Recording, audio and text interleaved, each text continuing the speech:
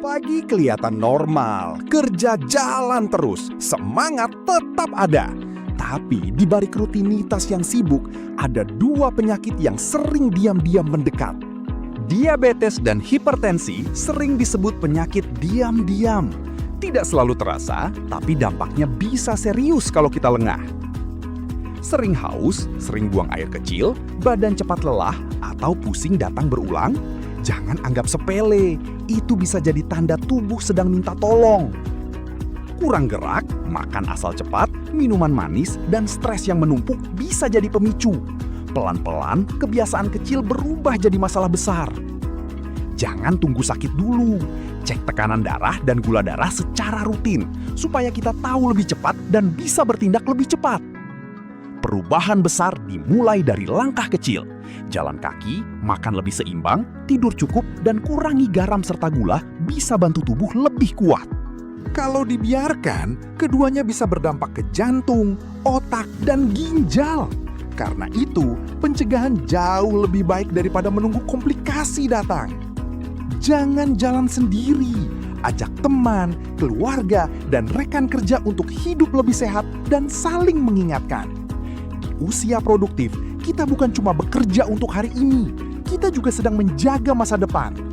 Yuk, dengarkan tubuhmu, cek lebih awal, dan hidup lebih sehat mulai sekarang. Panggilan terakhir untuk kalian yang ingin hidup sehat. Ikuti webinar Silent But Serious, mengenal diabetes dan hipertensi di usia produktif. Hari Selasa, 14 Juli 2026. Dari jam 12 sampai 13.30 waktu Indonesia Barat. Acara dilaksanakan online melalui Zoom Meeting dan live channel YouTube. Link meeting akan dibagikan kepada peserta setelah registrasi. Acara ini dipersembahkan oleh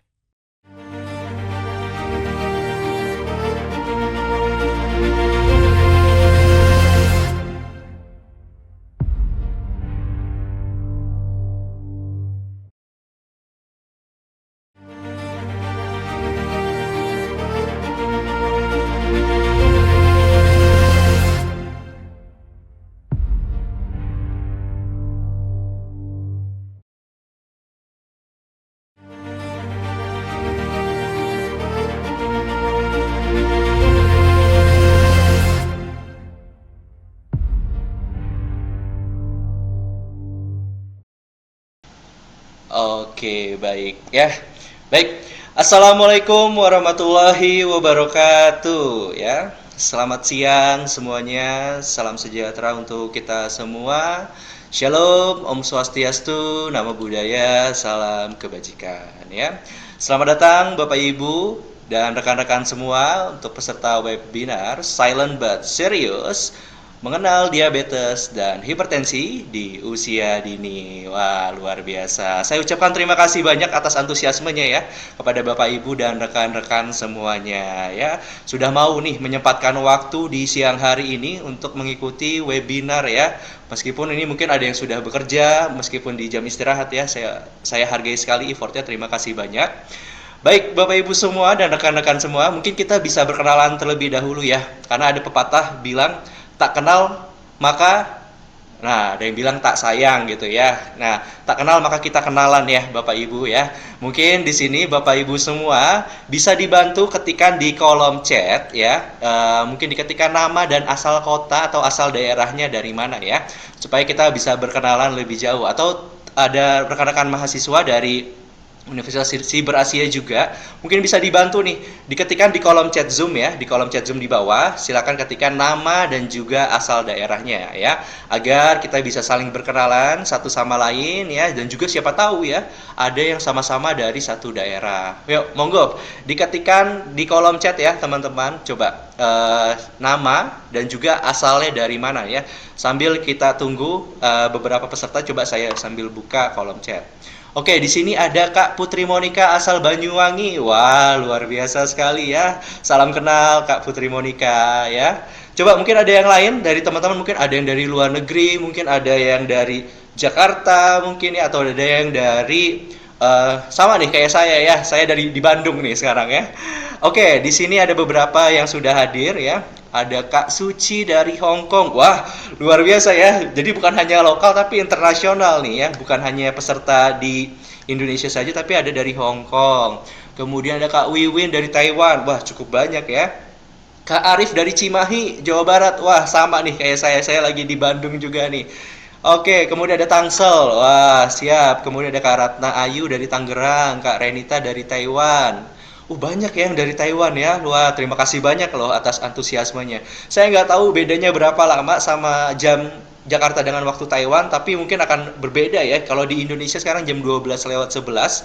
Semoga waktunya masih aman ya kepada teman-teman semua yang ada di Taiwan. Ada yang dari Bandung. Wah, Kak Tiara di Bandung. Sama nih kayak saya ya.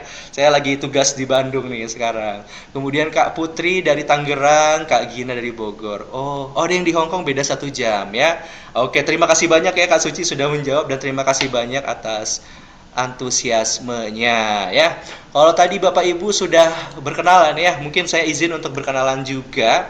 Nama saya Muhammad Rizky Ramadan atau saya biasanya dipanggilnya Kang Iki karena saya asli Bandung ya, asli USA ya, orang Sunda asli ya. Salam kenal Bapak Ibu semua, nama saya Iki. Di sini saya adalah mahasiswa Universitas Siber Asia S1 PJJ Ilmu Komunikasi yang hari ini saya bertugas sebagai Master of Ceremony atau MC pada kegiatan webinar di siang hari ini ya. Merupakan kebanggaan juga dan kehormatan juga untuk saya untuk menjadi tim moderator di webinar yang dengan tema yang sangat penting yaitu Silent But Serious, mengenal diabetes dan hipertensi di usia produktif. Tentunya nanti narasumbernya juga sungguh sangat luar biasa ya.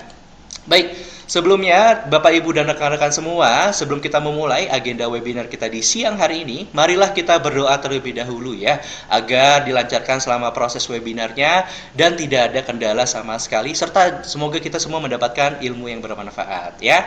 Berdoa menurut agama dan kepercayaan masing-masing, berdoa dimulai.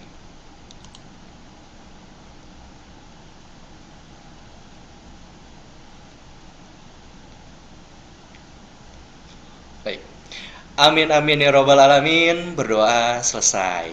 Baik, Bapak Ibu, izinkan saya untuk melanjutkan ke acara selanjutnya. Kita akan menyanyikan lagu Indonesia Raya serta Mars Universitas Siber Asia. Kita akan mulai terlebih dahulu dengan menyanyikan lagu kebangsaan kita, yaitu kebangsaan Indonesia Raya. Silakan, Mas Operator.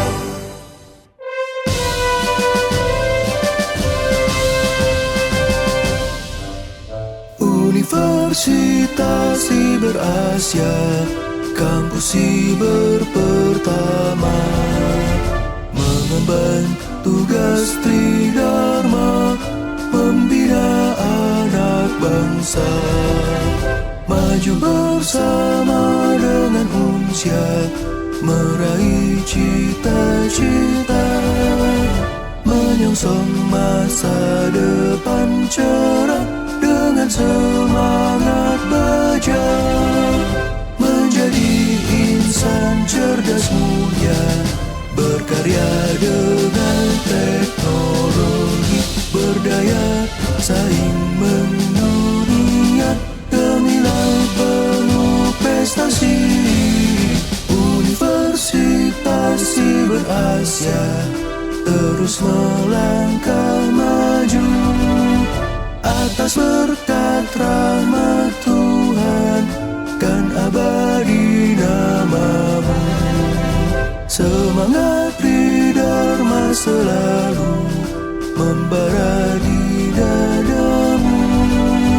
Universitas Siber Asia, jaya sepanjang masa.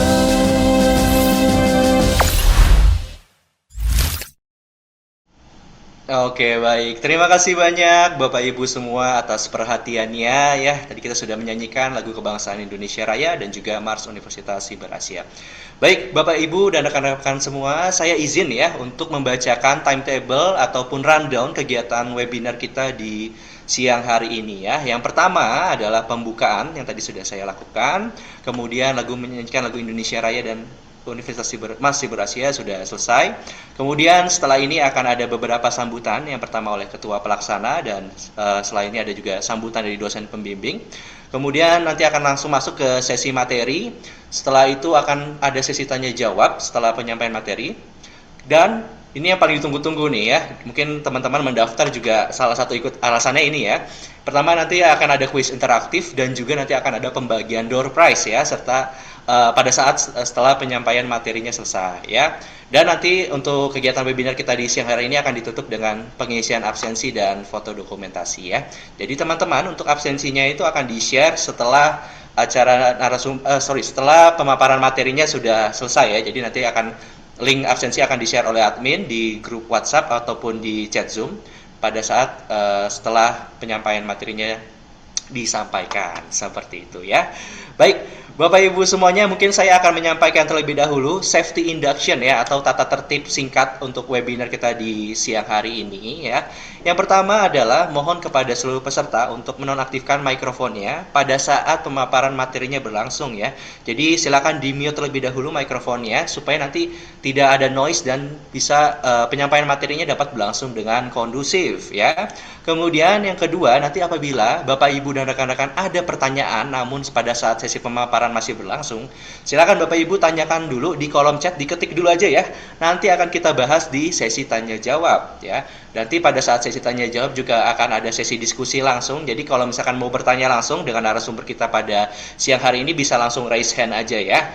Oke, kemudian yang ketiga, mohon dipastikan juga untuk secara keselamatannya ya. Pastikan untuk electrical hazard atau bahaya-bahaya listrik, misalkan colokan ya, ataupun kabel-kabel listrik ya, pastikan tidak mengganggu berjalannya webinar, seperti itu.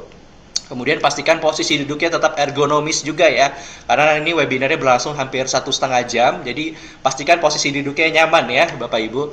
Dan yang terakhir, tidak lupa sediakan kopi atau teh ataupun air putih ya, biar bisa fokus mengikuti webinar di siang hari ini. Pokoknya webinar kita siang hari ini kita menggunakan metode sersan ya, itu serius tapi santai ya, jadi jangan kaku-kaku. Kalau ada yang ingin ditanyakan, monggo silakan nanti ditanyakan ya. Oke, itu adalah tata tertib webinar kita di siang hari ini. Kalau gitu mungkin saya lanjutkan untuk sesi selanjutnya atau tahapan selanjutnya akan ada beberapa sambutan. Sambutan yang pertama adalah oleh Kak Mawar Megawati selaku Ketua Pelaksana dari event webinar kita di siang hari ini.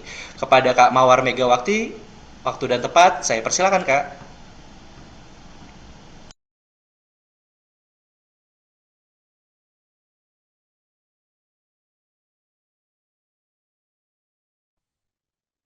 Oke, terima kasih Kak Rizky. Apa suaraku terdengar? Dengar Kak Mawar. Oke. Assalamualaikum warahmatullahi wabarakatuh. Selamat siang rekan-rekan semua. Selamat siang juga saya ucapkan kepada narasumber dan juga Bapak dosen yang sudah meluangkan waktu untuk hadir di webinar pada hari ini.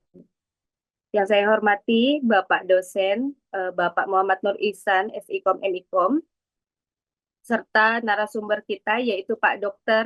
Zulfian Nasrullah, Kepala Puskesmas Tambak, yang sudah menyempatkan waktu untuk hadir di webinar pada hari ini.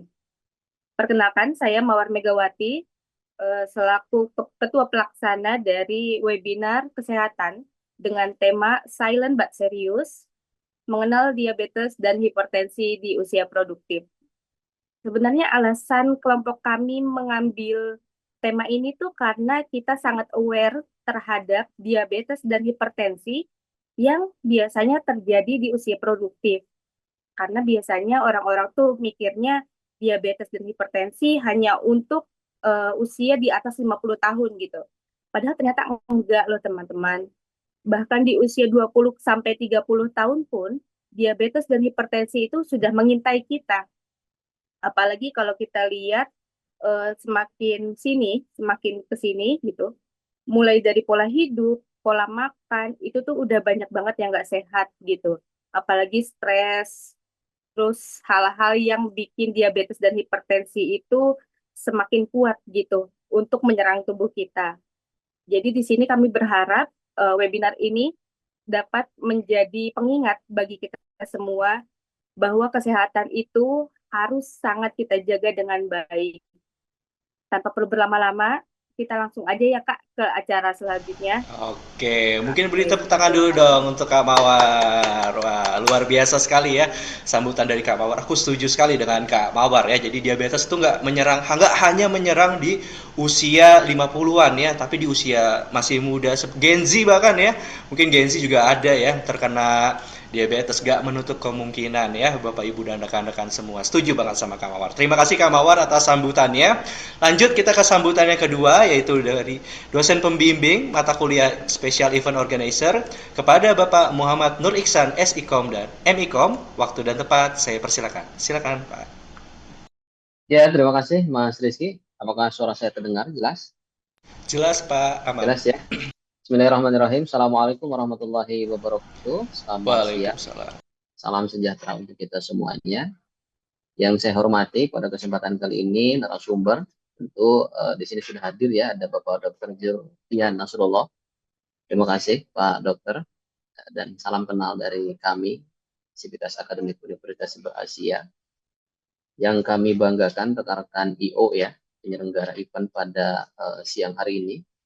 Yang tentu saya banggakan juga para peserta ya, mahasiswa yang turut meramaikan gitu ya webinar pada siang hari ini, walaupun jamnya jam makan siang nih ya, jam-jam kritis jam-jam kritis di makan siang ya. Baik, tentu saya menyampaikan penghargaan pertama ya untuk narasumber di siang hari ini. Mudah-mudahan nanti apa yang disampaikan dapat memberikan sebuah kesadaran bagi kita gitu ya, awareness terkait dengan pola hidup sehat. Bahwa kita pun, kami di Universitas Asia juga memperhatikan terkait dengan Sustainability Development Goals gitu ya. Jadi keberlanjutan, memelihara terkait dengan hal-hal yang sifatnya adanya kesehatan gitu ya. Dan itu juga menjadi salah satu perhatian gitu ya. Atau juga bisa dikatakan dalam bentuk program gitu ya. Biasanya pada beberapa corporate gitu ya, perusahaan-perusahaan juga berfokus pada program CSR-nya gitu ya, yaitu terkait dengan kesejahteraan, baik itu dari sisi kesehatan, dari sisi ekonomi gitu ya, maupun dari sisi-sisi yang lain. Oke, menarik sekali gitu ya tema yang diangkat pada webinar di siang hari ini, Silent but Serious, mengenal diabetes dan hipertensi di usia produktif. Memang ini menjadi satu tantangan gitu ya untuk kita semua. Dan kalau saya melihat dari sudut pandang komunikasi, itu ada satu teori yang disebut dengan information of seeking theory. Nanti teman-teman mungkin sambil di search saja, di googling gitu ya. Jadi bagaimana kita memiliki kesadaran gitu ya terkait dengan potensi-potensi yang memang bisa saja gitu ya datang terhadap diri kita. Mungkin nanti Pak Dokter akan menyampaikan beberapa tanda-tanda gitu ya, misalkan gejala-gejala apakah seseorang terkena diabetes gitu ya atau hipertensi apa saja gitu gitu ya, gejala-gejala apa saja yang dirasakan gitu.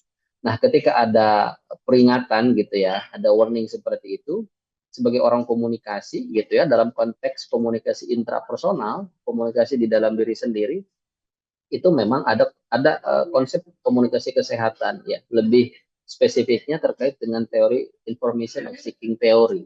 Coba nanti dilihat ya, dicari.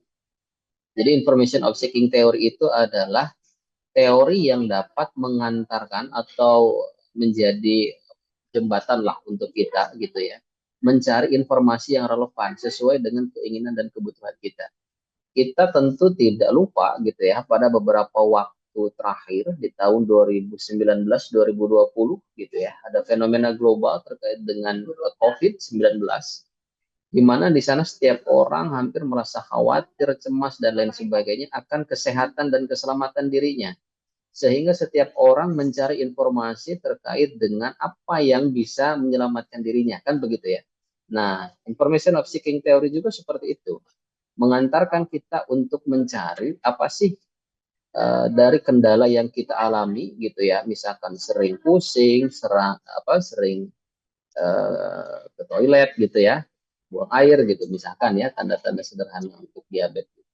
Berarti kita harus warning. Di sana kan kita, apalagi kita sekarang dihadapkan pada era digital, maka gunakanlah gitu ya media-media digital, apapun itu toolsnya, media sosial apapun itu, untuk mencari informasi kesehatan gitu. Karena kita dihadapkan pada disruption of information ya, ada kekacauan informasi di mana semua informasi tersaji dalam ruang digital walaupun kita tidak membutuhkan gitu ya.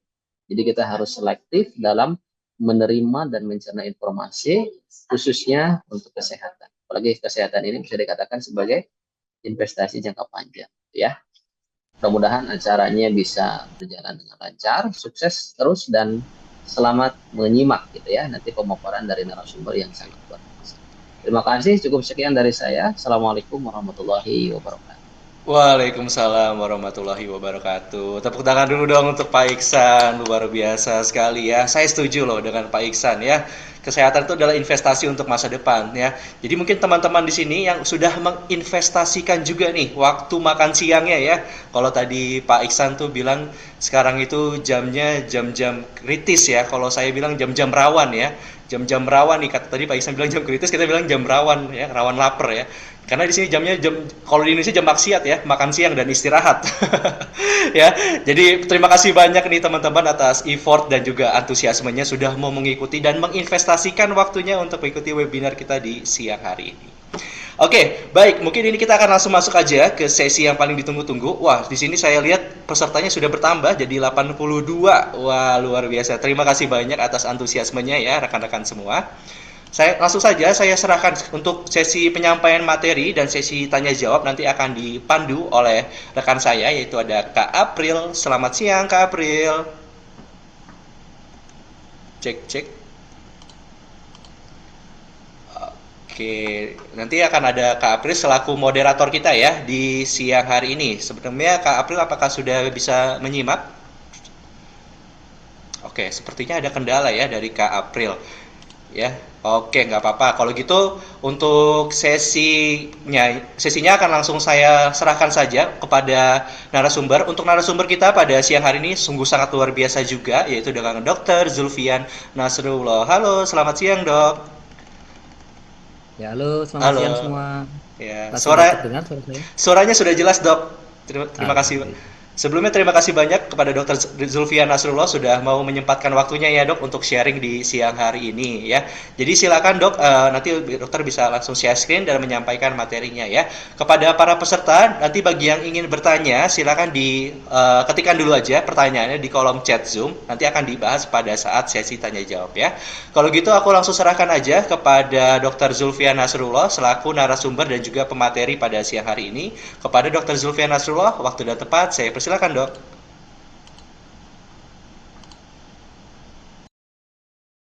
Ya, terima kasih Mbak Acara. Assalamualaikum warahmatullahi wabarakatuh.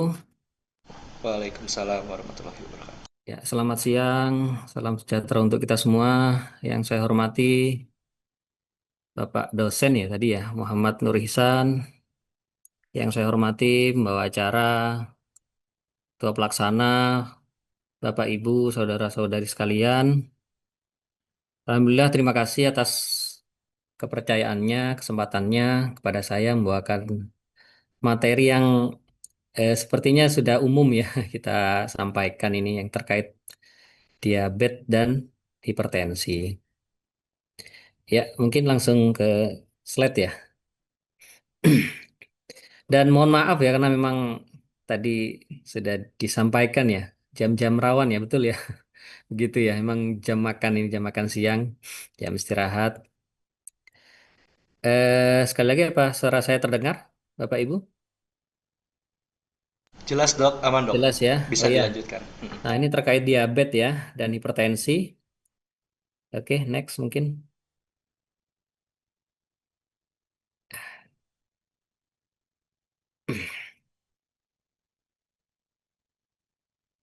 Ya, materinya.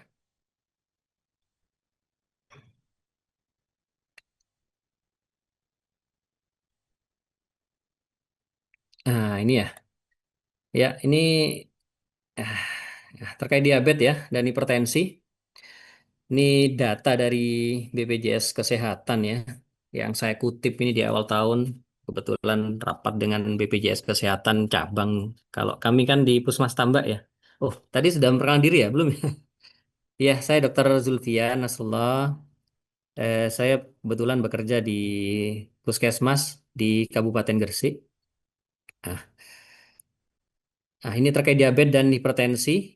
Nah, ini data dari BPJS saya kutip di awal tahun.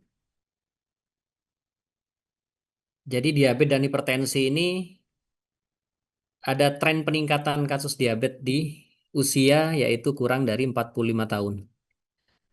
Di tahun 2021 sampai 2025 ini ada tren peningkatan.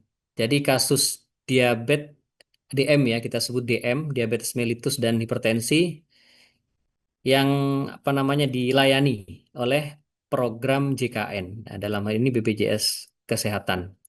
Jadi di tahun 2021 kasus diabetes sampai 2025 ini terjadi peningkatan yang ya lumayan ya, yaitu kurang lebih ada 67,4%. Ini mungkin sebelah kiri ini tidak terlalu terlihat, ini datanya yang saya tulis lagi di sebelah kanan, kasus diabetes ada terjadi peningkatan, terutama banyaknya pasien yang dilayani di usia kurang lebih 45 tahun ini, ada hampir 67,4%. Di tahun 2021 240.070 pasien ini di tahun 2025 sudah 401.828 pasien. Nah, ini peningkatan yang cukup lumayan tinggi ini menurut BPJS ini. Kemudian untuk penyakit hipertensi, karena memang tema kali ini yang kita bahas itu diabetes mellitus dan hipertensi. Di tahun 2021 ada 706.862,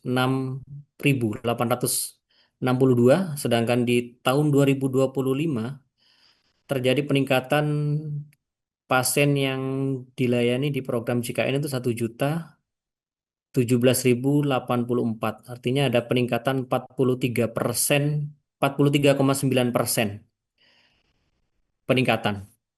Nah, diabetes ini merupakan penyakit menahun yang membutuhkan penanganan seumur hidup. Makanya BPJS ini sering sekali melakukan program-program ya terkait penyakit ini. Ya, salah satunya Prolanis namanya kalau di FKTP ini. Kemudian kenapa penting ya? Karena memang bagi BPJS sih sebenarnya memberikan dampak terhadap kualitas sumber daya dan meningkatkan biaya sebenarnya ya kesehatan yang cukup besar. Penyakit diabetes ini ya mengintai usia produktif ya. Nah, usia produktif pun tak luput dengan penyakit diabetes ini karena rata-rata karena keterlambatan diagnosis gaya hidup tadi sudah disampaikan ya. Gaya hidup yang tidak seimbang membuat komplikasi ini serius datang menyerang. Diabetes ini ya penyakit kronis yang sudah pasti menggerogoti tubuh ya. Kalau kadar gula darahnya terus berada di atas normal. Penyakit ini ya tak lagi identik dengan usia lanjut di FKTP ya. Kalau kami kan fasilitas kesehatan tingkat pertama ya, banyak kasus-kasus usia-usia produktif ini yang datang. Kemudian penyakit diabetes ini kerap menjangkit ya kelompok produktif yang saya sebutkan tadi ya, menyerang tanpa gejala lalu muncul dengan gejala atau komplikasi yang sudah berat ya. Jadi banyak orang yang belum paham penyebab diabetes secara utuh ya. Seringkali banyak yang menyepelekan ya di awal ciri-ciri diabetes ini banyak yang menyepelekan. Oke, mungkin next selanjutnya. Nah, terkait definisi ya. Jadi mungkin kita bahas langsung ya, nanti diabetes langsung apa namanya hipertensi ya. Nah, mungkin yang pertama ya diabetes yaitu penyakit metabolik ya dengan karakteristik hiperglikemi yang terjadi karena kelainan sekresi insulin, kerja insulin atau kedua-duanya. Jadi penyakit metabolik ini maksudnya ya kondisi medis yang terjadi akibat proses metabolisme. Jadi proses metabolisme ini proses pengolahan makanan ya yang masuk ke dalam tubuh ini kemudian diubah menjadi energi ya. Kurang lebih seperti itu ya. Kemudian hiperglikemi ini maksudnya kondisi ketika kadar gula atau glukosa yang ada di dalam darah itu berada di atas normal. Heeh.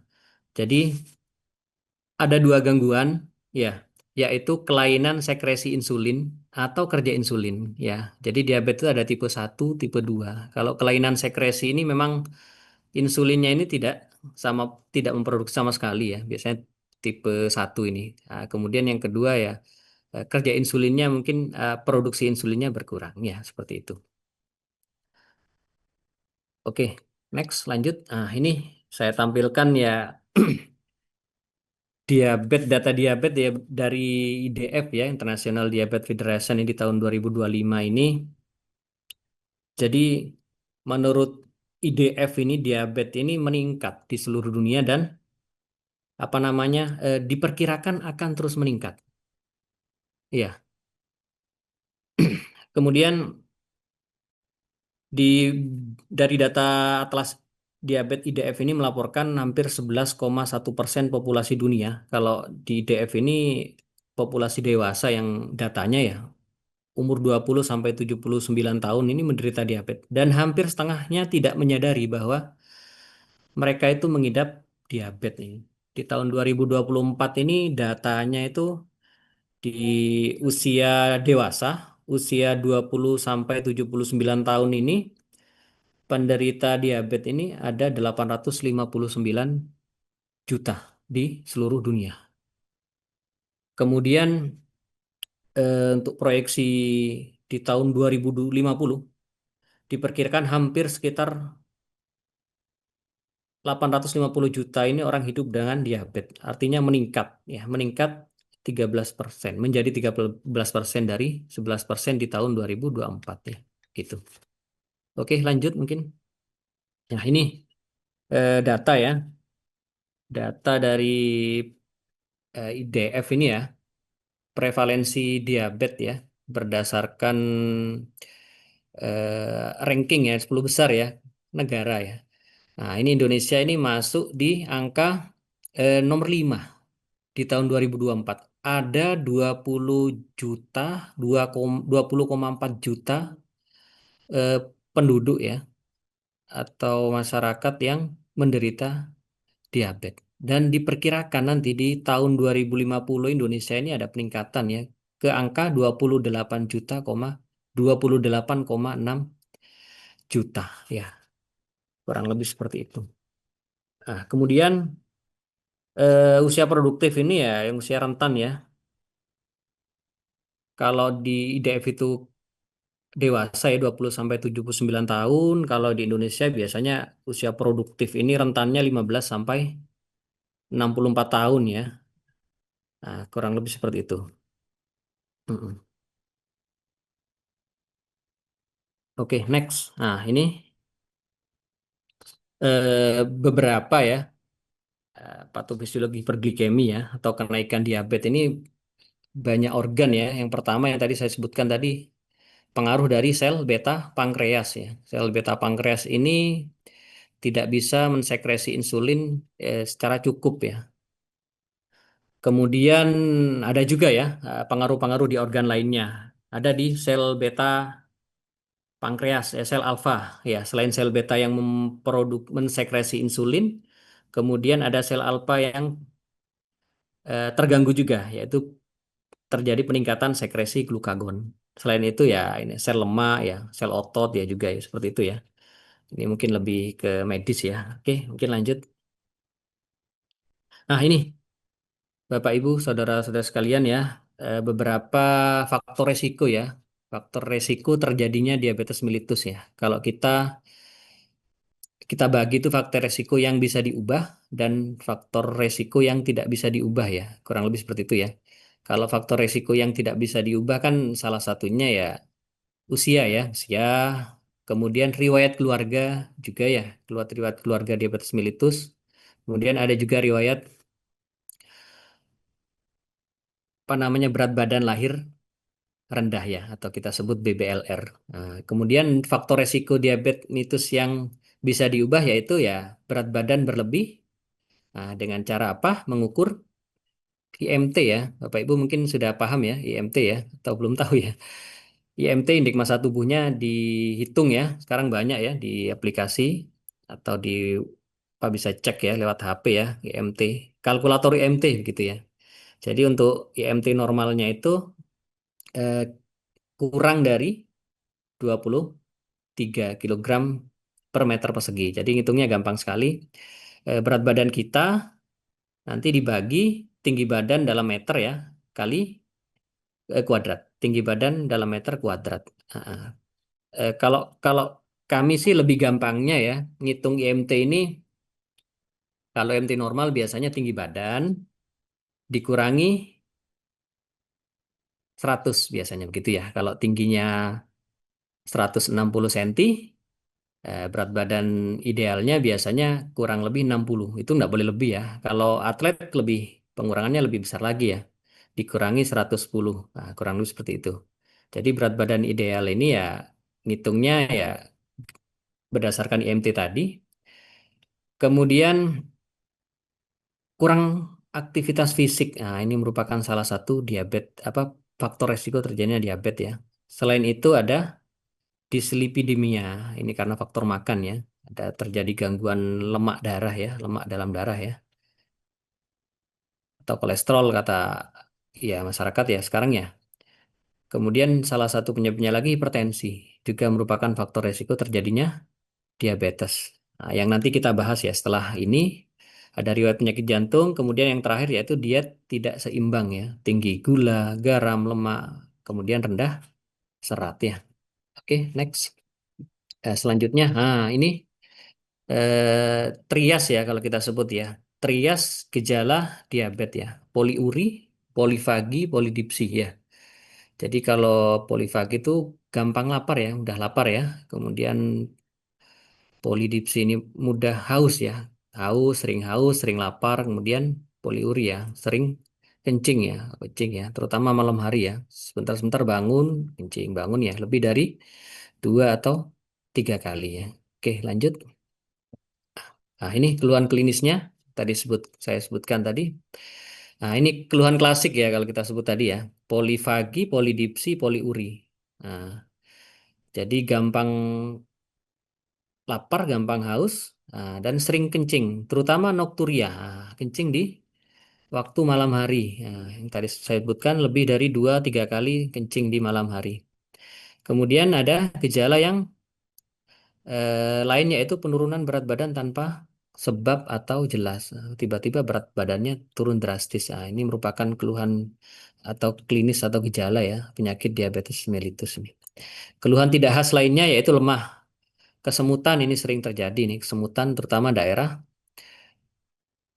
anggota gerak ya, tungkai terutama ya, kaki ya sering kesemutan. Kemudian mata juga ya, pandangan kabur ya. Ada DE ya, ada disfungsi ereksi.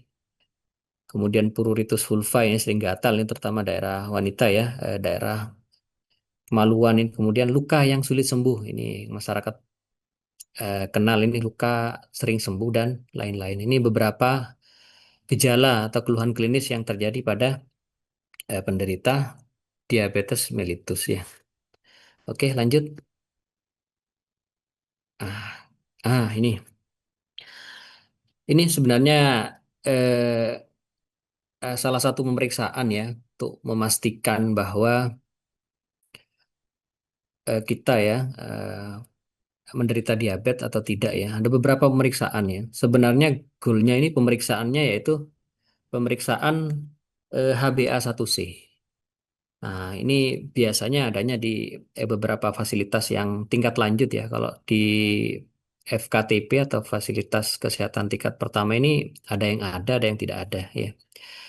Cuma ada juga pemeriksaan gula darah puasa, gula darah plasma 2 jam ya, atau kita sebut gula darah 2 jam postprandial, 2 jam setelah makan. Ada juga yang gula darah sewaktu. Gula darah sewaktu ini maksudnya setelah makan terus cek ya, begitu ya. Heeh. Jadi untuk pemeriksaan HbA1c, jadi pemeriksaan HbA1c ini disebut juga hemoglobin A1c, berfungsi untuk mengukur jumlah sel darah merah atau hemoglobin ya yang berikatan dengan gula darah ya atau glukosa selama 3 bulan terakhir. Jadi pemeriksaan ini dilakukan untuk mendiagnosa dan mengontrol diabetes ya. Berbeda dengan tes gula darah biasa yang ya, gula darah puasa, gula darah sewaktu atau acak ya, gula darah 2 jam PP. Berbeda HbA1c ini pemeriksaannya tidak terpengaruh oleh kadar gula sementara. Jadi bisa dicek walaupun berpuasa maupun makan ya bisa dicek ya. Kurang lebih seperti itu. Jadi untuk nilai normalnya HbA1c ini dikatakan diabetes ini kalau sudah di angka lebih dari 6,5 ya. Kemudian untuk gula darah puasa ya. Gula darah puasa ini biasanya pemeriksaannya kita itu tidak boleh makan ya, tidak boleh makan minum lebih dari 8 jam. Biasanya sih dari jam 9 sampai 10 malam ya, sampai pagi tidak makan, tidak minum, boleh minum hanya air putih ya, itu ya. Nah, kemudian paginya dicek. Nah, itu dikatakan gula darah puasa. Nilai normalnya kurang dari 126. Jadi kalau lebih dari 126 sudah harus curiga diabetes. Walaupun ya memang untuk kepastian diagnosa diabetes ini butuh pemeriksaan serial ya, pemeriksaan pertama, kedua, ya misalkan seperti itu baru bisa dipastikan diabetes. Kalau satu pemeriksaan awal diabetes, kemudian selanjutnya cek lagi gulanya naik tinggi ya sudah bisa dipastikan menderita diabetes. Nah, untuk gula darah sewaktu atau gula darah acak ya kita sebut ya habis makan terus tiba-tiba langsung cek ya.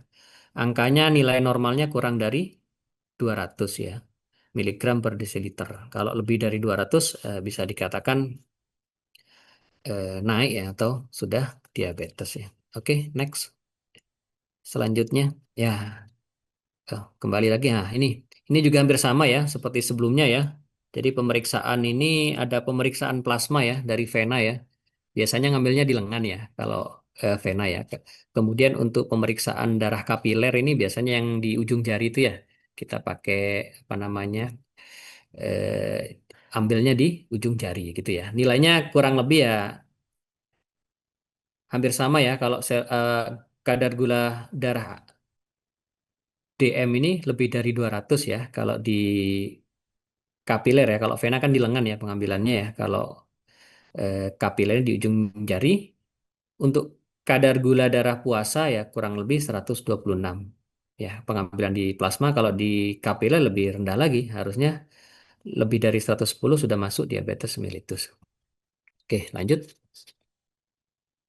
Nah, ini beberapa langkah untuk mendiagnosa diabetes ya. Ini biasanya sebenarnya ya ranahnya medis ya untuk apa namanya untuk langkah untuk diagnostik DM ya. Cuma kadang-kadang ya kita kendala di fasilitas ya kami ya karena memang pasien-pasien yang meludak ya sepertinya untuk pelayanan ini tidak butuh cukup waktu untuk melayani satu pasien untuk mendiagnosa diabetes ya akhirnya ya eh, terjadi beberapa kali kunjungan ya pasien ya nanti pasien suruh kontrol untuk memastikan terkait langkah-langkah diagnostik diabetes. Nah, dengan cara tadi ya pemeriksaan gula darah puasa, gula darah 2 jam postprandial atau 2 jam setelah puasa. Nah, bisa juga gula darah sewaktu atau gula darah acak. Nah, kemudian yang paling bagus sebenarnya pemeriksaan HbA1c tadi ya. Nah, oke, lanjut. Nah, ini tata laksana diabetes ya. Jangka pendek ya kita tata laksana yang kita lakukan yaitu memperbaiki kualitas hidup ya. Kemudian untuk jangka pendek lainnya mencegah komplikasi akut. Jangan sampai terjadi komplikasi akut. Untuk jangka panjangnya menghambat progresivitas mikroangiopati dan makroangiopati. Jadi ya gangguan pembuluh darah ya, terutama pembuluh darah kecil dan pembuluh darah besar, kemudian menurunkan angka morbiditas dan mortalitas ya, kesakitan dan kematian ya. Oke, lanjut. Nah, ini langkah-langkah yang kita lakukan pada penata laksanaan umum diabetes itu yang pertama yaitu menggali riwayat kesehatan ya. Jadi kita gali ya riwayat kesehatannya ya. Usianya, karakteristik saat s- onset diabetesnya di usia berapa itu kita gali ya. Oh ini didiagnosa diabetes di usia berapa gitu ya. Kemudian ya menggali riwayat kesehatan ini yaitu ya pola makannya gimana ya, nutrisinya gimana, status aktivitas fisiknya bagaimana ya, apakah kurang gerak, eh, jarang olahraga atau lain-lainnya ya, kurang aktivitas dan lain-lainnya. Kemudian riwayat komplikasi ya, apakah pernah apa namanya gula darahnya ngedrop dan lain-lain. Ini untuk menggali riwayat kesehatan. Kemudian untuk menggali tanda-tanda fisik yang kita lakukan ya berupa pengukuran tekanan darah ya. Kurang lebih seperti itu ya, pengukuran tekanan darah. Ini langkah-langkah penatasan umum ya, pengukuran tekanan darah, kemudian pemeriksaan lainnya ya, pemeriksaan nadi, pemeriksaan jantung, dan pemeriksaan lain-lainnya. Kemudian untuk penapisan komplikasi yang kita lakukan ya cek fungsi liver, fungsi ginjal, kemudian profil lipid, tes urin dan lain-lainnya. Banyak pemeriksaan yang kompleks yang harus kita lakukan untuk penapisan komplikasi. Intinya komplikasinya ke organ mana saja ya kita lakukan pemeriksaan sesuai dengan kebutuhan. Kurang lebih seperti itu. Oke, lanjut. Nah, ini 5 pilar diabetes ya, apa saja? Seperti tadi ya, yang pertama edukasi ya, paham dulu ya, apa diabetes itu, penyebabnya seperti apa, jenisnya seperti apa, dampak pada tubuh dan komplikasinya apa.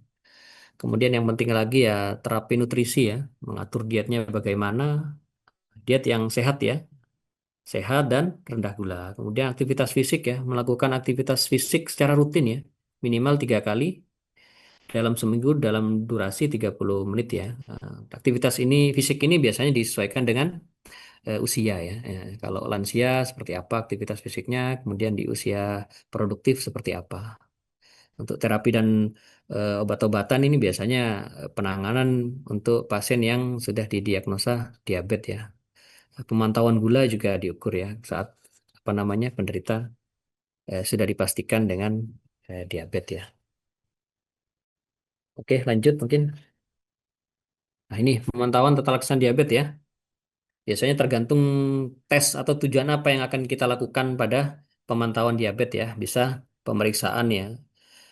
Tujuan pemeriksaan sebelum makan, 2 jam setelah makan ya. Kemudian sebelum makan ini maksudnya pemeriksaan puasa ya, 2 jam setelah makan dan pemeriksaan sebelum tidur. Jadi untuk pasien-pasien yang buruk ya atau tidak stabil biasanya dilakukan tes setiap hari. Ini biasanya di ruangan-ruangan tertentu ya. Nah, di rumah sakit biasanya kondisinya rawat inap. Ini pasien-pasien dengan rawat inap ini biasanya kalau tidak stabil dilakukan tes setiap hari.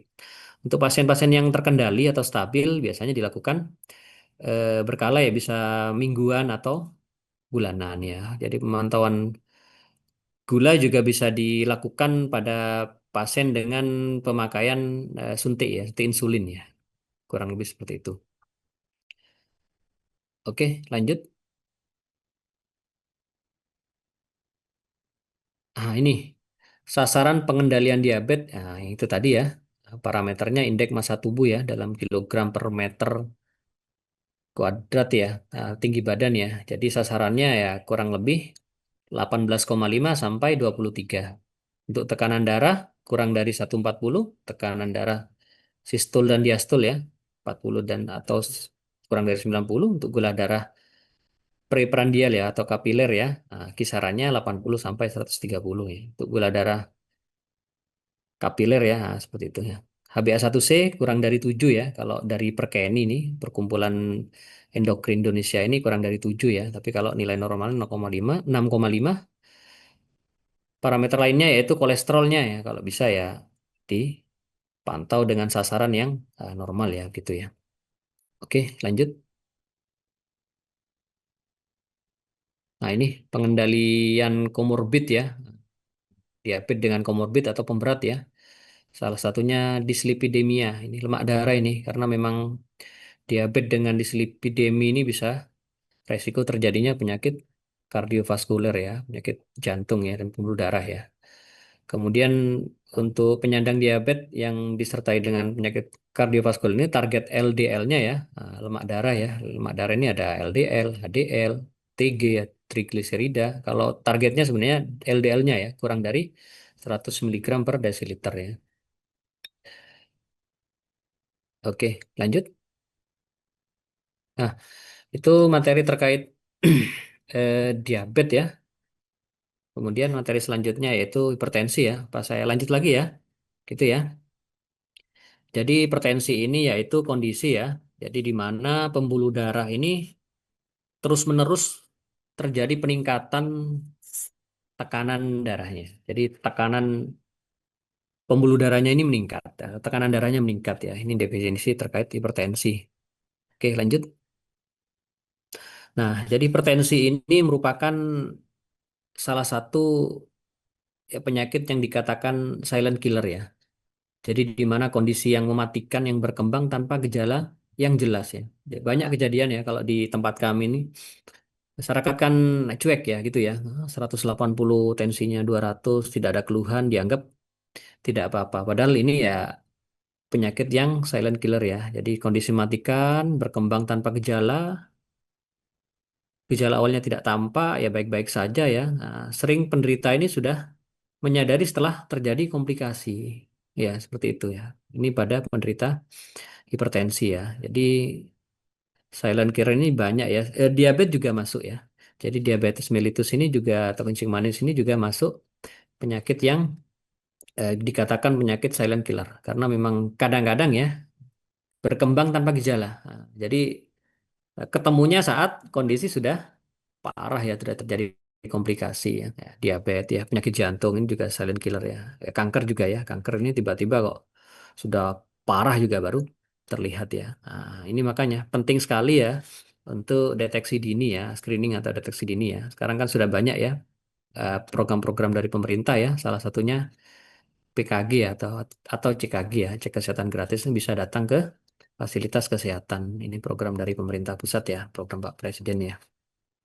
Ini yang banyak ya, banyak yang tidak dimanfaatkan oleh masyarakat ya. Di kami saja CKG ini dari total penduduk di wilayah kami ini, kalau di kecamatan kami ada 32.000 ini baru belum sampai 40% yang istilahnya memakai ya fasilitas yang sudah di program-program yang sudah dijalankan pemerintah ini belum dirasakan CKG ini, belum ada yang datang ya gitu. Kita harus jemput bola untuk apa CKG-nya bisa dilaksanakan.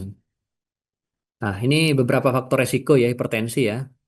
Sama ya sepertinya ya sebelumnya ya. Ada resiko yang bisa dimodifikasi, ada resiko yang tidak dapat dimodifikasi. Kalau resiko yang tidak dapat dimodifikasi ya itu ya umur ya kan sudah tidak dapat dimodifikasi. Kemudian jenis kelamin atau riwayat keluarga genetik ini juga tidak bisa dimodifikasi. Faktor resiko diabetes yang bisa dimodifikasi atau bisa dirubah yaitu obesitas ya, kegemukan kan bisa dirubah ya. Merokok bisa berhenti merokok ya. Kemudian konsumsi garam ya berlebih, aktivitas fisik kurang itu bisa ditingkatkan, diet tinggi lemak bisa dikurangi, kemudian ya konsumsi alkohol berlebih ini dihindari. Yang terakhir yaitu psikososial ya, atau kelola stres ya, ini penting ya. Ini juga bisa menyebabkan salah satu faktor resiko terjadinya hipertensi. Oke, lanjut. Ini salah satu patofisiologi ya dari apa namanya hipertensi ya mungkin secara medis ya salah satunya asupan garam berlebih, jumlah nefronnya di kemudian stres, perubahan genetik, obesitas dan bahan-bahan yang berasal dari nah ini secara medis ya seperti ini ya. Oke, lanjut. Ini klasifikasi tekanan darah ya, mungkin agak terlalu lama ya saya. Jadi menurut JNC ya, JNC 8 ini Joint National Committee, klasifikasi tekanan darah ini ada normal, prehipertensi, stadium 1, stadium 2. Jadi kalau tekanan darah itu ada tekanan darah sistol dan diastol lah. Ini yang Bapak itu perlu dipahami ya. Kalau nanti cek ke fasilitas kesehatan tanya Bu ya.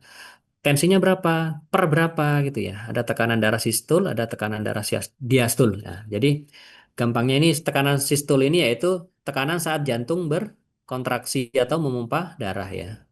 Sedangkan diastol ini tekanan darah saat jantung relaksasi atau terisi darah ya. Jadi tekanan darah atas dan bawah kalau kita sebut ya. Jadi dua-duanya ditanya ya Bapak Ibu ya atau saudara-saudara sekalian ya. Jadi normalnya ini ya kurang dari 120, kalau diastolnya kurang dari 80 ya. Kalau lebih dari itu sudah masuk ke prehipertensi stadium 1, stadium 2 ya. Kurang lebih seperti itu. Oke, lanjut. Ya, mungkin terlalu lama ya. Nah, ini secara diagnosa ya sama mungkin dengan DM tadi nih, diagnosa hipertensi alurnya ya kurang lebih seperti ini. Oke, lanjut. Nah, ini tata laksana hipertensi ya. Nah, tadi sudah disebutkan ya eh, faktor resiko ya. Nah, ini itu tata laksananya ya sama ya, modifikasi penurunan berat badan, jaga berat badan ideal, kemudian dietnya ya, dietnya juga dijaga, kemudian pembatasan asupan natrium atau garam ya. Yang terakhir aktivitas fisik ya atau aerobik dan lain-lain ya yang saya sebutkan tadi ya. Oke, lanjut. Nah, ini penata laksanaan hipertensi ini ya. Ini secara medis ini mungkin nanti ranahnya medis ya, dokter ya. Oke, lanjut.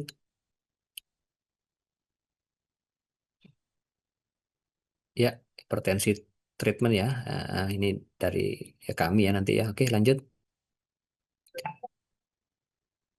Ya, lanjut. Next. Nah, ini gejala. Oke, sebelumnya ya. Mungkin terakhir mungkin banyak-banyak ke terapi ya. Terapi ini mungkin dari kami ya, nanti dari ranahnya medis ya. Oke, lanjut.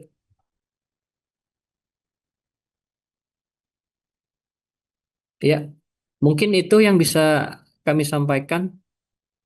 Eh, Mungkin ada yang kurang atau belum mengerti atau belum paham, nanti bisa sambil sesi tanya jawab ya. Nah, itu mungkin dari kami. Terima kasih. Sekian. Assalamualaikum warahmatullahi wabarakatuh. Waalaikumsalam warahmatullahi wabarakatuh. Terima kasih banyak Pak Dr. Zulfian Nasrullah, pemaparan materi yang luar biasa ya. Baik, kita beri tepuk tangan dulu yang meriah untuk narasumber hebat kita, Dr. Zulfian Nasrullah, teman-teman. Sebelumnya, saya ucapkan terima kasih banyak kepada dokter kita atas pemaparan materi yang luar biasa pada acara webinar siang hari ini. Dan dari materi tadi dapat kita simpulkan ya teman-teman, bahwa pentingnya menjaga pola hidup sehat dari mulai meninggalkan kebiasaan-kebiasaan yang dapat memicu datangnya diabetes dan hipertensi di usia produktif. Seperti sering-sering cek kesehatan rutin, mengurangi makanan yang tinggi gula, tepung, atau mengandung tinggi natrium, serta olahraga ringan minimal 3 kali dalam seminggu, 3 kali dalam seminggu selama 30 menit. Materi webinar hari ini isinya ngedaging banget, yang mana relate dengan kebiasaan kita sehari-hari. Serta jadi reminder nih buat kita semua untuk lebih aware terhadap kesehatan kita dan untuk orang-orang tersayang di sekitar kita. Baik, saya lanjut ya. Untuk sesi berikutnya adalah sesi tanya jawab. Oke Pak Dokter, dari tadi ini sudah ada penanya dari Kak Anzas. Pertanyaannya, gula kan dapat menyebabkan atau memperburuk kesehatan termasuk menyebabkan diabetes. Apa saja makanan atau minuman yang dapat dilakukan untuk mengalihkan hasrat manis pada seseorang apabila pola makannya susah dicegah atau diatur. Kemudian, apakah mengkonsumsi kurma dari Mekah itu gula yang aman? Terima kasih. Wassalamualaikum warahmatullahi wabarakatuh. Oke, terima kasih ya Kak Anzas untuk pertanyaannya. Tidak perlu lama-lama lagi, langsung saja kita serahkan kepada ahlinya. Silakan untuk Dr. Nasrullah, untuk Dr. Zulfian Nasrullah untuk menanggapi pertanyaan dari peserta. Silakan dokter. Wah, apa tadi ya? Cukup panjang juga ya. Nah, yang jelas terkait ada kurma ya tadi ya. Nah, sebenarnya kalau kurma sih boleh mengkonsumsi kurma ya, karena memang indeks glikeminya rendah ya. Jadi dari nilai gizi sebenarnya ada beberapa kategori makanan ya. Ada yang indeks glikemi rendah, sedang, sampai berat. Kalau kurma ini masuk yang indeks glikeminya yang rendah ya, antara 45 sampai 5. Jadi kayak serat malah kalau kurma ya. Tapi ya tetap ya porsinya juga jangan banyak ya. Mungkin 3 butir dikombinasikan dengan protein atau lemak sehat lainnya mungkin cukup ya. Tapi kalau berlebihan juga nggak bagus juga ya. Tapi masih aman kalau kurma, aman ya gitu ya. Kemudian apalagi tadi pertanyaannya? Apa saja minuman ya? Makanan minuman yang dapat untuk mengalihkan hasrat manis ya. Nah, Iya, ini. betul dok. Mm-mm. Jadi memang apa namanya ya, namanya diabetes kan juga, ini kalau manis diganti manis ya nanti sama aja ya. Jadi memang ya makanan-makanan yang mengandung gula ya banyak ya. Ini ya memang memang nggak nyaman sebenarnya ya. Jadi kalau kita penderita diabetes memang nggak nyaman ya. Eh, Kalau orang normal sebenarnya ya selama apa namanya insulin apa pankreasnya normal ya, mau dihajar makan manis manis apapun kalau pankreasnya menghasilkan mengsekresi insulin dengan cukup ya aman-aman saja sebenarnya. Tapi ya sampai kapan nanti kasihan juga ya organ pankreasnya ini untuk menghasilkan insulin terus-menerus ya kan capek juga ya seperti itu ya. Jadi itu ya untuk mengalihkan hasrat manis ya diganti makanan manis lainnya ya juga sepertinya ya sama saja ya nanti ya. Nah, menurut saya seperti itu ya. Mm-mm. Terus apa lagi nih Baik. pertanyaannya ya? Ya, terima kasih dokter untuk jawaban pertanyaan yang pertama. Kemudian ada pertanyaan yang kedua nih dokter. Dari Kak Putri Victoria Adowe. Pertanyaannya, izin bertanya, bagaimana cara membedakan kenaikan tekanan darah yang hanya bersifat sementara? Misalnya karena stres atau rasa cemas dengan hipertensi yang memang memerlukan pengobatan. Silahkan dokter. Ya, gitu ya. Jadi memang ya untuk pemeriksaan tekanan darah idealnya kan kalau di fasilitas kesehatan itu pasien itu datang ya. Biasanya kan datang jarak mungkin ya, jarak rumah dengan fasilitas kesehatan kan cukup jauh ya. Idealnya memang harus istirahat dulu. Istirahat dulu, duduk dulu ya tidak langsung ke ruang pemeriksaan. Duduk, tenang ya, kendalikan ya tenang ya istilahnya ya, tenang kemudian baru di tensi, tensi darah ya. Tensi darah berdasarkan tadi ukuran ya, sistol, diastol. Kemudian eh, tensi darah ini sebenarnya ya untuk satu pemeriksaan ya tidak bisa dipastikan sama dengan gula darah tadi ya atau diabetes tadi ya. Nah, untuk pemeriksaan selanjutnya kemudian cek ulang ya.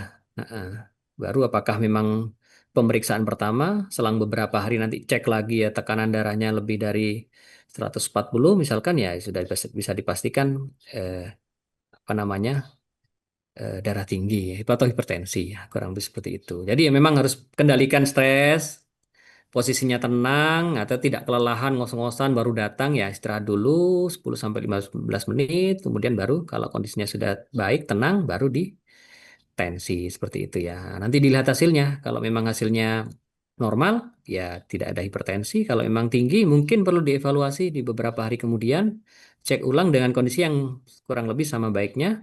Kalau memang masih tinggi ya sudah bisa dipastikan ya sudah hipertensi ya kurang lebih seperti itu.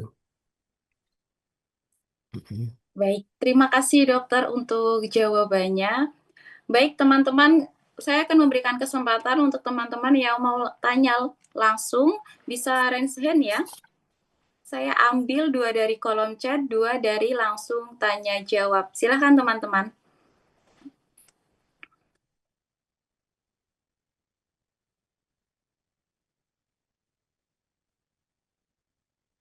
Baik, kalau tidak ada, saya akan mengambil pertanyaan.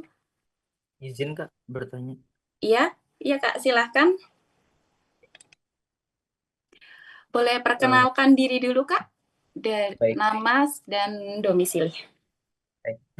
Selamat siang Dokter Zulfan dan juga panitia serta teman-teman dimanapun teman-teman berada. Perkenalkan nama saya Dimas Angga Fernando, asal dari Banjarmasin, Kalimantan Selatan. Nah, tadi saya juga berterima kasih kepada dokter yang telah memberikan materi yang sangat luar biasa kepada kami pada umumnya dan saya pada khususnya. Izin berkonsultasi dokter. Saya mendapati sebuah anomali atau keunikan setiap kali saya menjalankan sebuah pemeriksaan kesehatan medis secara periodik untuk medical check up. Secara personal, saya itu tidak memiliki riwayat penyakit hipertensi, akan tetapi ada satu pola yang selalu berulang ketika saya melakukan MCU. Nah, setiap kali melakukan MCU, tensi darah saya itu selalu terdeteksi tinggi atau mengalami lonjakan. Nah, sebaliknya ketika saya melakukan cek ulang secara mandiri di luar lingkungan MCU, baik di rumah ataupun di klinik, itu hasilnya selalu normal dan stabil. Nah, saya sempat mendengar informasi di media sosial terkait istilah hipertensi jas putih. Namun yang membuat saya heran, kondisi ini tuh anehnya hanya terjadi saat momen MCU aja. Di luar dari momen MCU itu biasanya normal-normal saja. Nah, pertanyaan saya, Dok, apa yang sebenarnya sedang terjadi pada tubuh saya saat proses MCU tersebut? Apakah benar ada istilah hipertensi jas putih yang memang bisa terpicu secara spesifik hanya untuk situasi seperti MCU? Atau ada indikasi medis lain yang perlu saya waspadai? Serta bagaimana cara terbaik saya untuk menyikapi hasil MCU tersebut, Dok? Terima kasih.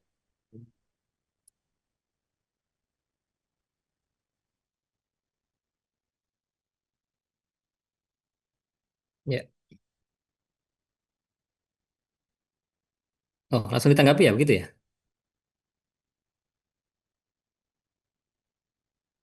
Iya dok, langsung ditanggapi saja. Oh iya, iya.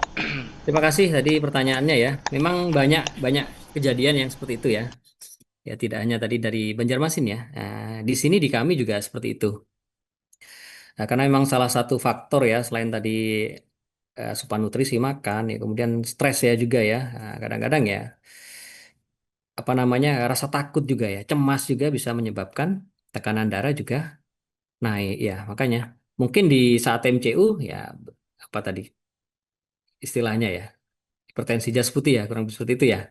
Nah, di saat di sana mungkin kondisinya agak cemas dan lain-lain bisa meningkatkan tekanan darah. Mungkin saat di luar kondisinya lebih tenang dan apa namanya lebih baik setelah ditensi. Jadi hasilnya berubah ya, gitu ya normal ya. Memang banyak sebenarnya pasien-pasien juga eh, bercerita ya seperti itu ya. Tidak hanya seperti itu. Kadang-kadang ya ke beberapa dokter juga berbeda. Ya, misalkan dok, saya kalau ke dokter ini tensi kok naik terus ya. Kalau ke dokter sendiri saya cek kok normal ya. Gitu ya. Mungkin salah satunya ya stres ya tadi, stres, cemas, panik dan lain-lain. Mungkin datang ke saya mungkin lebih akrab, lebih tenang, tensinya normal. Mungkin ke dokter yang lain saat itu mungkin ya kurang begitu kenal dan cemas dan lain-lain ya akhirnya tensinya naik ya seperti itu. Mm-mm. Nah ini perlu konsultasi lagi sebenarnya ke beberapa bagian lainnya ini untuk pengelolaan hal-hal seperti itu. Nah, tapi apa namanya secara medis ya tadi sudah disebutkan bahwa tekanan darah kategori hipertensi ya ya hasil tensi darahnya ya kurang lebih pengukurannya ya seperti itu ya. Nah, normal sekian, hipertensi sekian ya seperti itu. Ya, kurang lebih seperti itu ya bisa saya sampaikan ya. Mm-mm. Mungkin Baik, belum terima menjawab ya kasih. tadi. Gitu. Ya.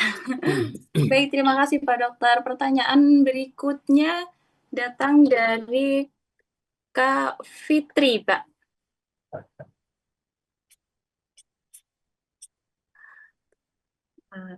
Maaf Pak Dokter, apakah suara saya terdengar? Terdengar, terdengar. Ya, terima kasih Pak. Pertanyaan yang terakhir ya teman-teman, ini dari Kak Fitri.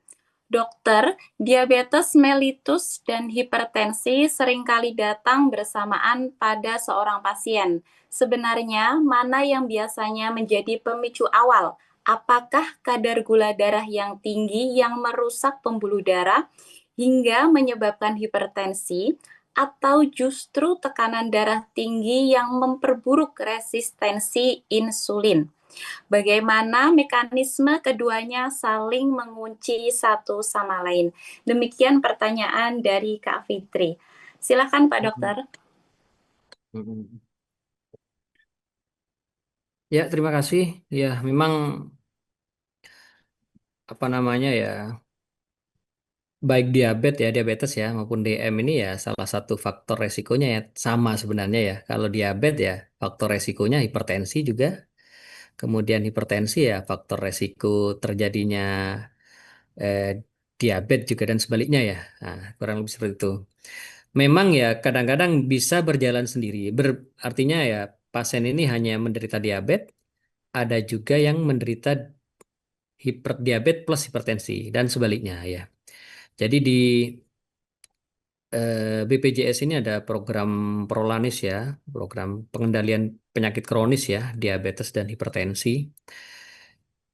Ini memang ya saya sebutkan tadi, memang ada bisa berdiri sendiri, ada kemudian dua-duanya ya, kurang lebih seperti itu. Jadi ya tergantung nanti ya banyak harus apa istilahnya dicek lebih dalam lagi ya untuk memastikan dari diabetesnya dulu atau hipertensinya dulu ya melalui tadi yang pentingnya itu ya screening ya kesehatan ya screen di awal. Jadi kita itu banyak sudah mendapati ya kalau di fasilitas kesehatan ya dengan kondisi yang sudah diabetes atau sudah hipertensi atau ya sudah dua-duanya ya kurang lebih seperti itu. Jadi emang penting sekali ya Bapak Ibu semua saudara-saudara sekalian ya screening kesehatan ya. Ini ada program CKG, ada pemeriksaan screening kesehatan yang dari BPJS.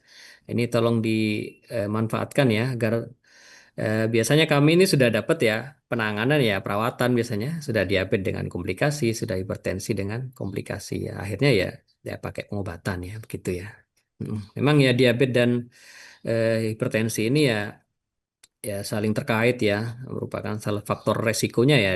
Kalau diabetes ya faktor resikonya hipertensi, kalau hipertensi ya faktor resikonya diabetes ya. Kurang lebih seperti itu ya. Oke.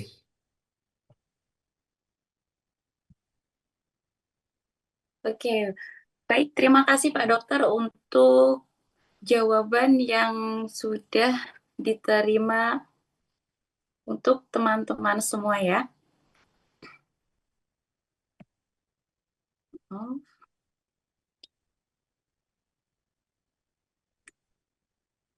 Maaf ini untuk teman-teman semua yang banyak mengirimkan pertanyaan-pertanyaan, tapi mohon maaf sekali karena kita terbatas sama waktu ya, oleh waktu, jadi mohon maaf, mungkin lain waktu lagi kalau ada acara webinar kita bikin durasi yang lebih panjang ya, biar Pak Dokter bisa menjawab semua pertanyaan-pertanyaan yang diberikan oleh peserta.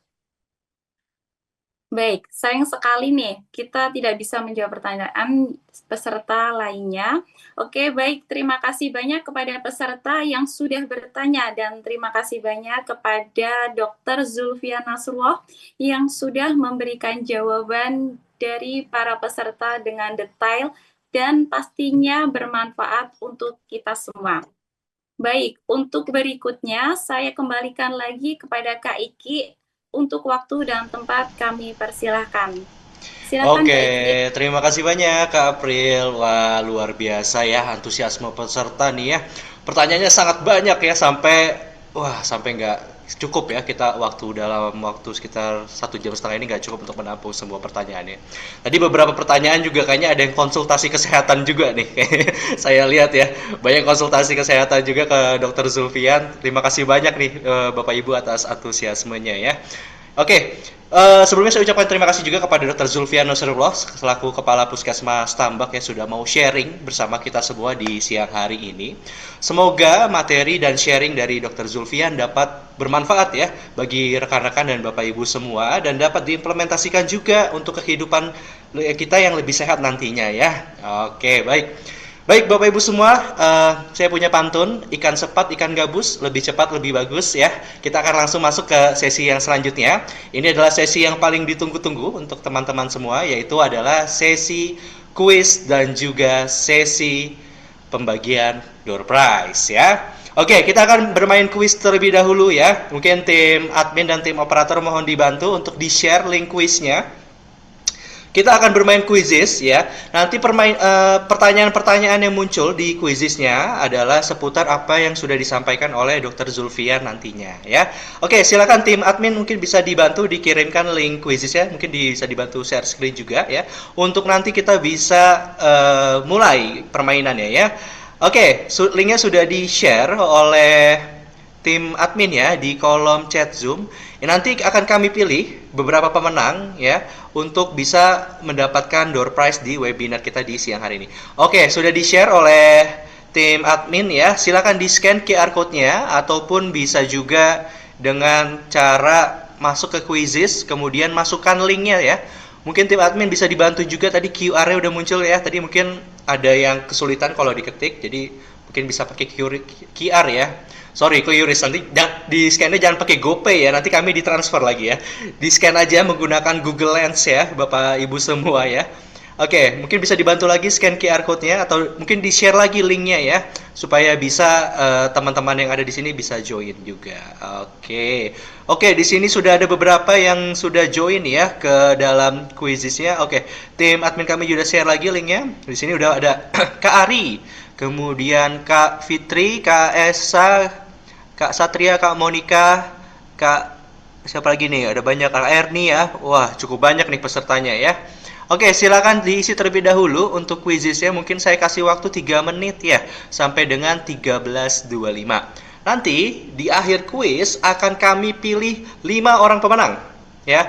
Juara 1 sampai juara 5 ya, nanti akan mendapatkan hadiah dari tim webinar kita ya. Oke, sudah ada yang mulai mengisi. Di sini ada Kak Fitri ya. Wah, 3 kali betul berturut-turut ya. Silakan Bapak Ibu bisa langsung mulai saja ya. Kita kasih waktu mungkin 3 menit ya. Sekarang 13.23. Nanti sampai dengan 13.26 atau 27 ya. Silakan diisi terlebih dahulu.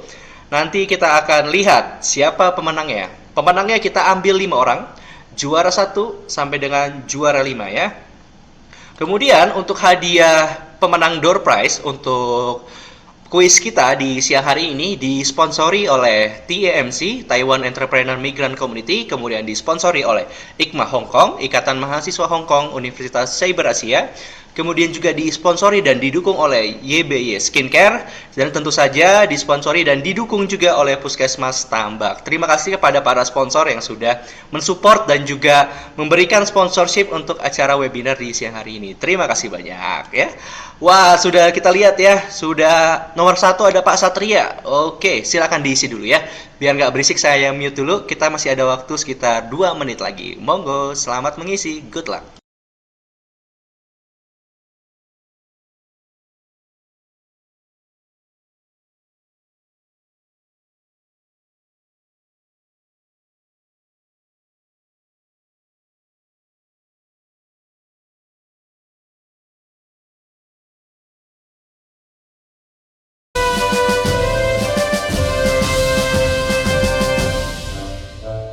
Universitas Siber Asia, kampus siber pertama, mengemban tugas Tridharma, membina anak bangsa, maju bersama dengan Unsia, meraih cita-cita. menyongsong masa depan cerah dengan semangat baja, menjadi insan cerdas mulia, berkarya dengan teknologi, berdaya saing mendunia, gemilang penuh prestasi. Universitas Siber Asia terus melangkah maju, atas berkat rahmat Tuhan kan abadi namamu. Semangat Tridharma selalu membara di dadamu. Universitas Siber Asia jaya sepanjang masa.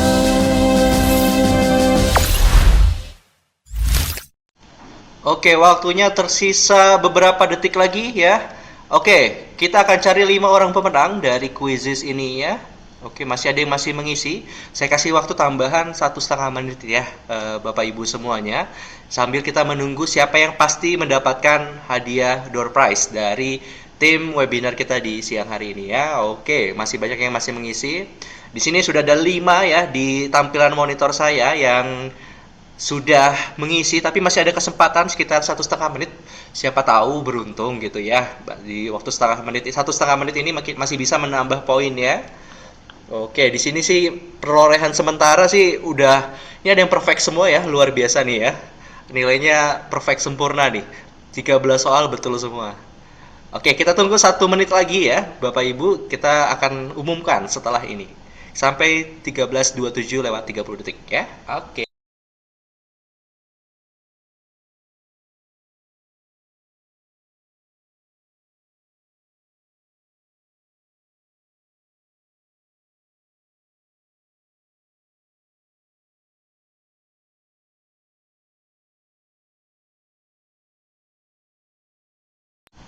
Oke, di saya waktunya sudah lewat ya, 13.27 lewat 30 detik. Mungkin tim admin bisa kita end dulu nih. Kita cari klasemen terakhirnya ya. Kita lihat siapa 5 orang pemenang yang berhasil mendapatkan hadiah door prize. Juara pertama, juara 3 ya, juara 3 ada Bu Renita, juara kedua ada Pak Satria, dan juara pertama ada Bapak atau Ibu Diliana ya. Mungkin juara 4 dan 5-nya juga akan disampaikan nanti ya di grup WhatsApp ya. Oke, di sini kelihatan ya. Oke, Ibu Diliana ya, ini betul semua luar biasa, dan Bu Renita juga 100 loh, perfect, luar biasa. Kemudian Pak Satria, Pak Reza, dan Ibu Esa Yayang, wah luar biasa. Selamat kepada para pemenang ya, silakan hubungi kami yang ada di grup WhatsApp ya untuk klaim hadiahnya ya. Untuk alamat silakan dikirimkan juga ke tim kami ya, nanti ongkos kirim nanti ditanggung ya oleh tim panitia ya. Terima kasih banyak Bapak Ibu atas antusiasmenya. Sebelum kita akhiri, Bapak Ibu, kita akan melakukan pengisian absensi terlebih dahulu ya. Silakan tim admin untuk bisa dikirimkan link absensinya ya di kolom chat Zoom maupun di grup WhatsApp ya. Kita akan melakukan sesi absensi terlebih dahulu ya. Oke, silakan diisi terlebih dahulu Bapak Ibu untuk Oke, Pak Ari ya. Waduh, beda tipis Pak. Aduh, ini emang belum rezeki aja ya Pak Ari ya. Jadi nanti kalau misalkan ada lagi nih webinar selanjutnya ya, semoga bisa mendapatkan hadiah dan menang ya, nggak apa-apa Pak Ari ya. Oke, nanti saya sambil mengumumkan juga ya, karena tadi ada 2 orang penanya dari kolom chat dan 2 orang penanya juga ya. Dari yang ada 4 pemenang untuk penanya terbaik ya. Di sini saya udah dapat info dari tim admin. Ada 4 orang. Kita tambahkan lagi hadiahnya ya. Total 9 nih ya. 5 dari quizzes, 4 dari penanya terbaik ya. Saya akan umumkan untuk penanya terbaik ya. Untuk penanya terbaik pertama itu adalah Bapak Muhammad Anzas ya. Congrats ya. Nanti silakan hubungi tim admin kami. Penanya terbaik kedua ada Ibu Putri Victoria Adwe ya. Selamat, congratulations. Nanti silakan hubungi tim admin kami juga. Penanya terbaik ketiga yaitu ada Bapak Dimas Fernando. Wah, luar biasa ya. Congratulations Pak Dimas. Nanti silakan hubungi tim admin kami juga. Dan yang penanya terakhir adalah Kak Fitri Setianingsi. Luar biasa ya. Ada 4 orang pemenang dari penanya terbaik dan juga ada 5 orang dari tim pemenang kuisis ya. Oke, saya mengucapkan terima kasih banyak nih atas antusiasme dari pertanyaannya maupun tadi mengikuti game kuisis ya. Oke, nanti untuk klaim hadiahnya bisa hubungi tim admin kami yang ada di grup WhatsApp ya. Nanti bisa dikirimkan ongkos kirimnya ya, alamatnya, nanti ongkos kirimnya akan ditanggung oleh tim panitia. Terima kasih banyak ya. Oke, langsung aja ya. Tadi pantun saya ikan sepat, ikan gabus ya. Saya tambahin ikan lele ya. Ikan sepat, ikan gabus, ikan lele ya. Lebih cepat, lebih bagus tanpa bertele-tele. Langsung aja kita langsung ke sesi selanjutnya. Itu adalah sesi foto bersama ya. Bapak Ibu silakan bisa dinyalakan kameranya ya. Kita akan melaksanakan sesi foto bersama terlebih dahulu. Boleh silakan digunakan virtual background ya. Bapak Ibu wajib ya mengikuti foto bersama karena nanti akan kita cek nih kalau isi absen tapi nggak ada di foto bersama nanti sertifikatnya nggak muncul gitu ya. Nanti kita izin ya Bapak Ibu foto bersama dulu untuk dokumentasi. Namun apabila Bapak Ibu ada di jalan ya, lagi nyetir mungkin ya atau ya lagi di perjalanan, mohon untuk tetap diperhatikan aja dulu ya. Jadi nggak usah on cam nggak masalah. Yang penting nanti situ ada namanya ya. Bahaya kalau on cam sambil nyetir gitu ya. Yuk, kita sesi foto bersama dulu. Silakan Bapak Ibu muncul depan kamera ya wajahnya. Oke.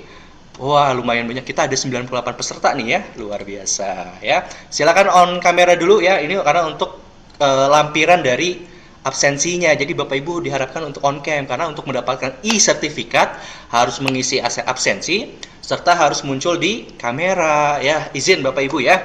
Oke. Kita foto bersama terlebih dahulu. Untuk ini karena slide-nya ada 4, saya nggak tahu Bapak Ibu ada di. Oke, mohon maaf saya masih kerja tidak bisa. Oke, nggak apa-apa Ibu Rena. Yang penting nanti muncul namanya ya. Oke, kita akan foto bersama terlebih dahulu. Silakan menghadap ke arah kamera. Posenya boleh gini ya, salam cuan. Nah, ya boleh salam cuan ya. Siap, menghadap kamera. 3, 2, 1, cuan. Ayo, tim operator mohon dibantu screenshot. Iya. Terima kasih Bapak Ibu ya sudah mengikuti sesi foto bersama ya. Nanti untuk mengklaim e-sertifikatnya silakan diisi absensi dan juga nanti kita akan ada bukti foto bersama ya kalau misalkan Bapak Ibu hadir di Zoom meeting. Oke, sekali lagi saya ucapkan terima kasih karena kita sudah berada di penghujung acara webinar ya. Saya ucapkan terima kasih banyak kepada seluruh peserta Bapak Ibu yang sudah hadir ya di webinar kita di siang hari ini. Tentu saya ucapkan terima kasih juga selaku narasumber kita pada siang hari ini kepada Dr. Zulfian Nasrullah. Terima kasih banyak Dok atas waktunya, hatur nuhun pisan ya. Semoga materi yang disampaikan Dr. Zulfian dapat bermanfaat bagi Bapak Ibu dan rekan-rekan semua dan dapat diimplementasikan di kehidupan Bapak Ibu semua ya supaya bisa lebih sehat gitu ya. Oke, kalau gitu nanti kalau misalkan masih ada pertanyaan nanti bisa aja ditanyakan oleh tim admin kami ya di grup WA. Nanti bisa ditanyakan. Oke, saya akhiri untuk webinar kita di siang hari ini. Terima kasih banyak atas antusiasmenya. Saya tutup mungkin dengan pantun ya, karena dari tadi saya pantun terus nih. Saya pantun lagi ya. Ayu ting ting makan kepiting, ya minta cakepnya dong. Oke, makan kepiting bisa bikin diabetes ya. Thank you for everything. Semoga selalu sehat dan sukses. Terima kasih. Saya akhiri. Wabillahi taufiq walhidayah. Wassalamualaikum warahmatullahi wabarakatuh. Acara ini dipersembahkan oleh